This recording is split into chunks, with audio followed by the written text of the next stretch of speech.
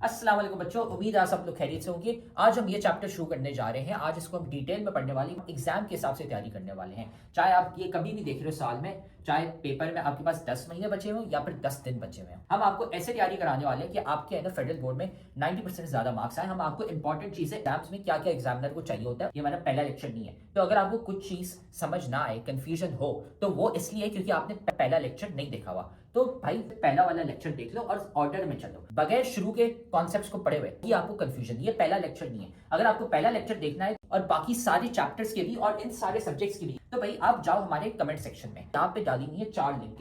इसमें पूरी किताब की हमने प्लेलिस्ट डाली हुई है, इसको दबा दो, आपको है ना सारे लेक्चर्स मिल जाएंगे इस पूरे के पूरे सब्जेक्ट के। डाले में फ्री के नोट्स, यहाँ पे नोट्स कोई एमी नोट्स नहीं है। ये आप लिंक दबाओगे तो खुलते हैं, आपके पास हमारे 300 बच्चे जो थे जिनके 90% ज्यादा मार्क्स आए थे, उनके हमने नोट्स कंपाइल करके आपके लिए डाले हुए ताकि आप भी है ना अपने एग्जाम की तैयारी कर सको। सारे के सारे नोट्स हमने डाले हुए इन 300 बच्चों के। तो भाई ये देखो यहाँ पे पड़ा हुआ है हमारे सब्सक्राइब का बटन, इसको सब्सक्राइब कर लो, ठीक है। बेल्स भी है ना यहाँ पे दबा दो, लाइक करो वीडियो को और साथ में जाके कमेंट करो अपना वीकेस्ट चैप्टर। भाई कौन सा चैप्टर है जो तुम्हें बहुत मुश्किल लगता है, बहुत वीक लगता है, हम क्या करेंगे उसका निकालेंगे one shot lecture. One shot lecture एक लंबा सा पूरे चैप्टर का लेक्चर होगा, उसमें हम आपको एग्जाम ओरिएंटेड तैयारी कराने वाले हैं ताकि आपके है ना पेपर में 90% मार्क्स आ सके। तो जाके कमेंट करो कौन सा चैप्टर आपको बहुत मुश्किल लगता है। फिर ये याद रखना कि भाई हमारे लेक्चर्स, हमारे नोट्स, सारे गेस्ट पेपर्स काम के होते हैं। ये 300 बच्चे हैं जिनके ना 90% ज्यादा मार्क्स आए थे। तो सारा मटेरियल कमेंट सेक्शन में सबसे पहला कमेंट है, वहां पे पड़ा हुआ है। और अगर आप भी उन बच्चों की तरह 90% ज्यादा मार्क्स लाना चाहते हैं तो आप भी है ना हमारी बैच ज्वाइन कर सकते हैं,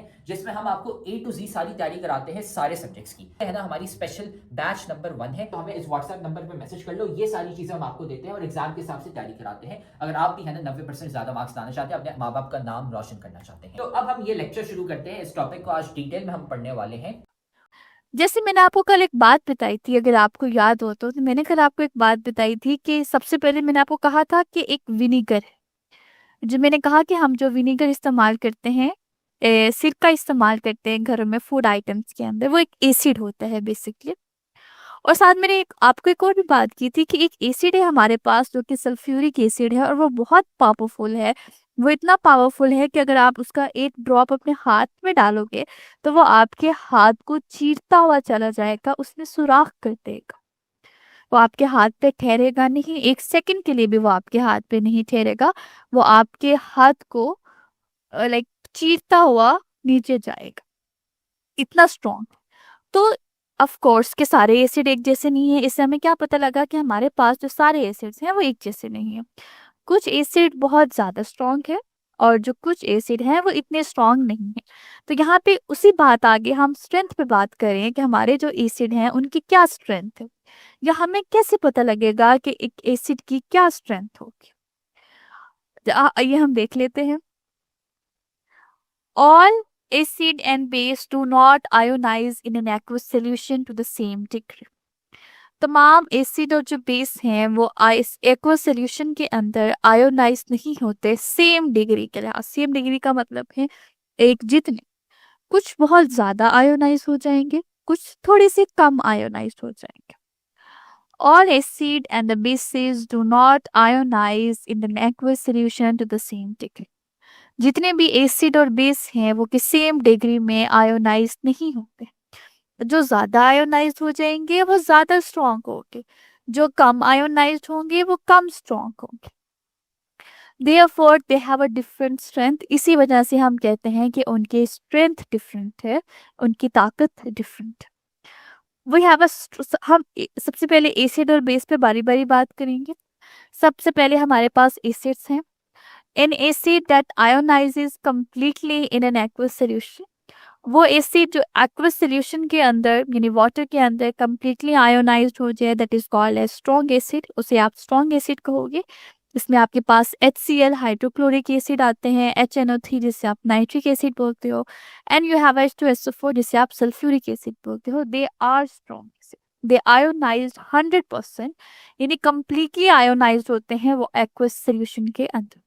All the molecules of the strong acid ionize in water। Strong acid के जितने भी मॉलिक्यूल्स होते हैं वो वाटर में आयोनाइज्ड हो जाते हैं।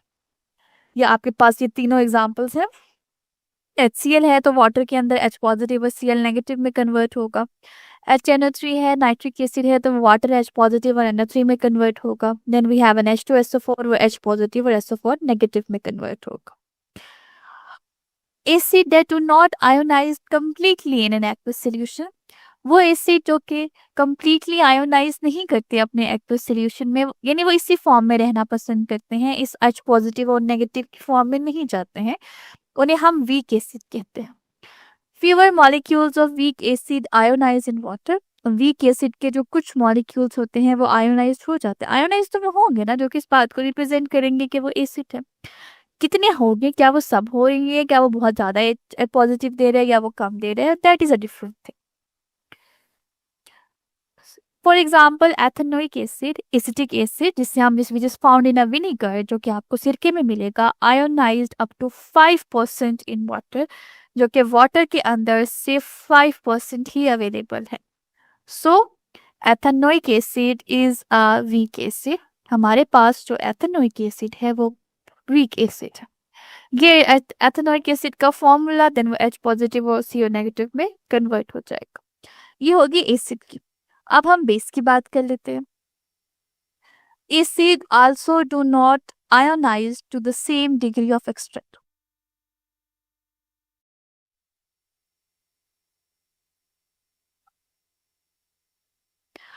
जिस तरह आपके पास एसिड है, जिस तरह आपके पास एसिड है,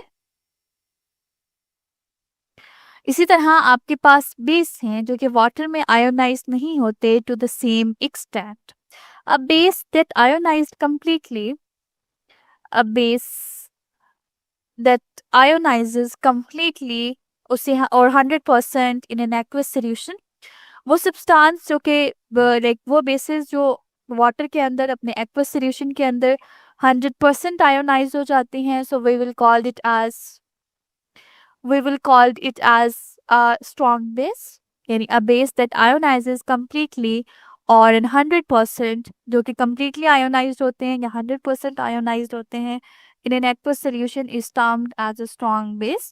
उन्हें हम strong base बोलते हैं, जिनमें आप for example you have NaOH, KOH, you have an NaOH, KOH, CaOH2,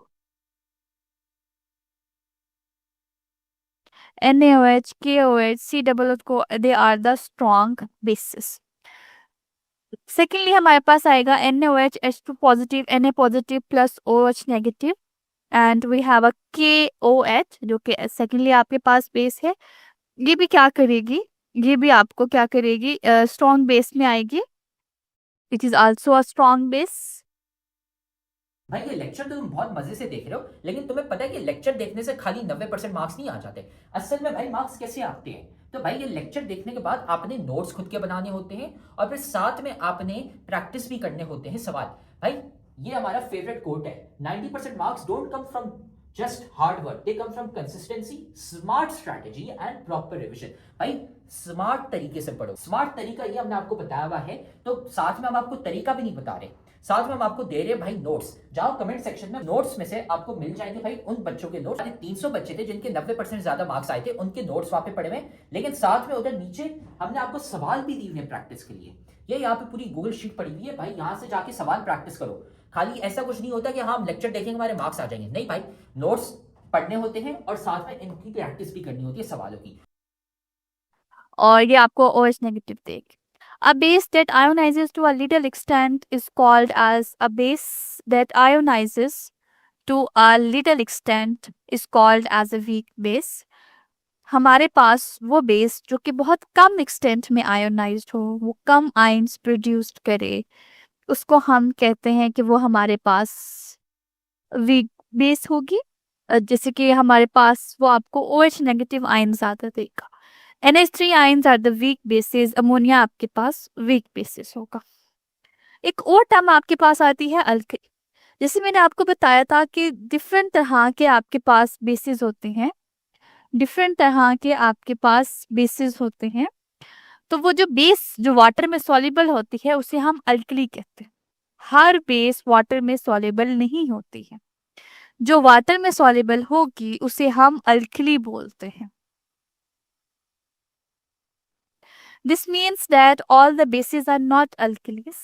इसका मतलब है कि तमाम बेसिस आपके पास अल्कली नहीं है, लेकिन ऑफ कोर्स के अल्कली बेस ही है ओके आपके पास, which is an alkali, KOH and NOH दोनों ही आपके पास अल्कली है। Many bases do not dissolve in water, बहुत सारे बेसिस वाटर में डिजॉल्व नहीं है।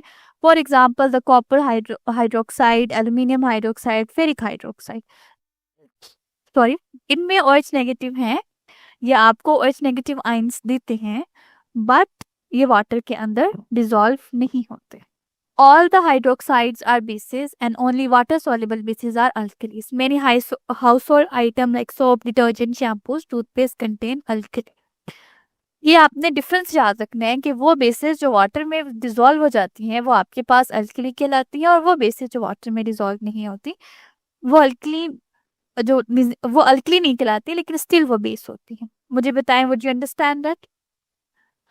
स्ट्रॉन्ग एस, जैसे मैंने बताया strong acid, okay now I am answering your questions. Strong acid इसलिए स्ट्रॉन्ग एसिड है कि वो H पॉजिटिव देता है। ये एक मॉलिक्यूल के अंदर जो उसकी बॉन्डिंग होती है वो उस पर डिपेंड कर रहा होता है। हमारे पास हमने दो ही एग्जांपल पढ़ी ना, HCH3 CH3 C double bond H। मैंने कहा कि H पॉजिटिव देगा जिस मॉलिक्यूल के अंदर अपनी बॉन्डिंग वीक होगी, यानी इसका मतलब है कि HCl की अपनी बॉन्डिंग वीक है, तभी वो H पॉजिटिव बहुत आराम से रिलीज कर रहा है। सिमिलरली हमारे पास जो CH3COH है इसकी अपनी बॉन्डिंग बहुत स्ट्रॉन्ग है, जिसे हमने देखा कि कुछ चीजें बहुत मजबूत होती हैं, वो हमारी बहुत आसानी से नहीं टूटती हैं, कुछ चीजें बहुत वीक होती हैं, वो बहुत आसानी से टूट जाती हैं।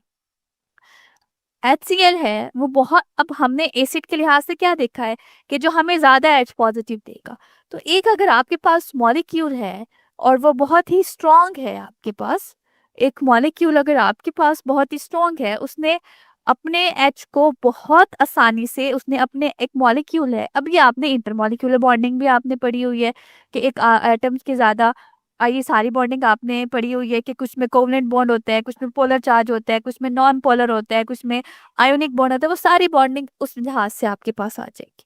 आप देखोगे कि क्या उसकी अंदर की बॉन्डिंग बहुत स्ट्रॉन्ग है, अगर तो वो बहुत स्ट्रॉन्ग है तो वो अपने सारे एटम्स बहुत जोड़ के रखते हैं, तो अगर आपने उसमें से H पॉजिटिव निकालना है तो वो मुश्किल से निकालोगे, तो वो वीक एसिड होगा। बनिस्बत ऐसे कंपाउंड के जिनमें आपके पास जो इतनी ज्यादा बॉन्डिंग नहीं है, इतने स्ट्रॉन्ग वो मॉलिक्यूल नहीं है, वो बहुत आसानी से, अगर आपने H लेना है तो बहुत आसानी से आप ले लोगे। सेम इज द केस आपका बेस के साथ भी होगा, जो आपको बहुत आसानी से, जिनकी अपनी मॉलिक्यूलर बॉन्डिंग इतनी स्ट्रॉन्ग नहीं होगी, इंटरमॉलिक्यूलर फोर्सेस इतनी स्ट्रॉन्ग नहीं होंगी, वो बहुत आसानी से आपको अपना H पॉजिटिव दे देंगे, लेकिन जो आपस में बहुत अच्छा बॉन्ड बनाया होगा वो आपको H पॉजिटिव नहीं देगा। तो ये उसकी अपनी बॉन्डिंग पर डिपेंड करता है, और बॉन्डिंग वाला चैप्टर आप पढ़ के आ चुके हो, आपके पास डिफरेंट तरह की बॉन्डिंग है और हर एटम में, हर मॉलिक्यूल में वो अप्लाई। सेकंड क्वेश्चन जो आपका था वो ये था कि कंप्लीटली आयोनाइज्ड होगा और आपके पास फिर डबल एरो, डबल एरो और आयोनाइजेशन अलग अलग चीजें, जैसे मैं आपको बताती हूँ। हमारे पास जो इक्विलिब्रियम, फॉर एग्जांपल, मैं, मेरा कहने का मतलब है जस्ट फॉर इमेजिन, आप इमेजिन कर लो ये आपके पास स्ट्रॉन्ग है और ये वीक है, ये आपके पास स्ट्रॉन्ग बेस है जैसे कि बुक में मेंशन है, और ये वीक बेस है। इसका मतलब क्या है? इसका मतलब ये है कि अगर मैं 100 मॉलिक्यूल्स ले रही हूँ अमोनियम हाइड्रोक्साइड के, तो 100 मॉलिक्यूल इस रिएक्शन में पार्टिसिपेट करेंगे, 100 नहीं तो एटलीस्ट 90 मॉलिक्यूल इस रिएक्शन में पार्टिसिपेट करेंगे।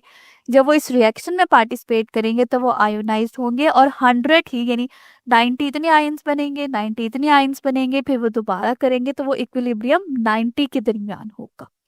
लेकिन अगर ये वीक बेस है और मैं अमोनिया के 100 मॉलिक्यूल्स ही ले रही हूँ, तो इस रिएक्शन के अंदर अगर ये वीक बेस है और मैं अमोनिया के 100 मॉलिक्यूल्स ले रही हूँ, तो इस रिएक्शन के अंदर मेरे पास क्या होगा कि सिर्फ 40, 50, 70 मॉलिक्यूल्स या 40, 50 तक मॉलिक्यूल्स पार्टिसिपेट करेंगे।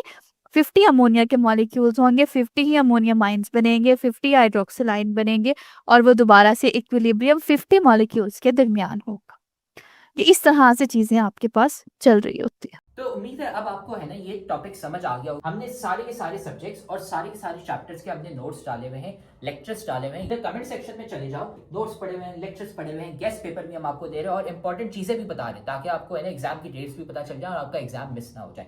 सारी चीजें हमने कमेंट सेक्शन में डाली थी, वहां से है ना जाके वसूल कर लो इसको। तो आप देख रहे हो कि हमारी इतने सारे बच्चे हैं जिनके 90% ज्यादा मार्क्स आए। क्यों? सवाल देने के साथ साथ हम सिखाते हैं कि भाई आंसर कैसे लिखते हैं। आंसर लिखने का एक तरीका होता है, वो तरीका हम सिखाते हैं सिर्फ और सिर्फ हमारी बैच वाले बच्चों को, इसलिए हमारे इतने सारे बच्चे हैं जिनके 90% ज्यादा मार्क्स आए हैं। तो अगर आप भी हमारी बैच ज्वाइन करना चाहते हैं ताकि आपके भी 90% से ज्यादा मार्क्स आए, तो हमारी बैच खुली है। इस व्हाट्सएप नंबर पे हमें मैसेज कर लो, आपको ये सारी चीजें मिल जाएंगी। हम आपको सिखाएंगे कि भाई आंसर कैसे लिखते हैं। टॉपर बच्चे जो 90% ज्यादा मार्क्स लाते हैं वो आंसर कैसे लिखते हैं ताकि एग्जामिनर मार्क्स काट ही ना सके, ताकि वो एग्जामिनर बोले भाई ये लो फुल मार्क्स। हमें इस व्हाट्सएप नंबर पे मैसेज कर लो और हम आपको ऐड कर लेंगे हमारी बैच में, और फिर आप भी है ना 90% से ज्यादा मार्क्स ला सकते हैं।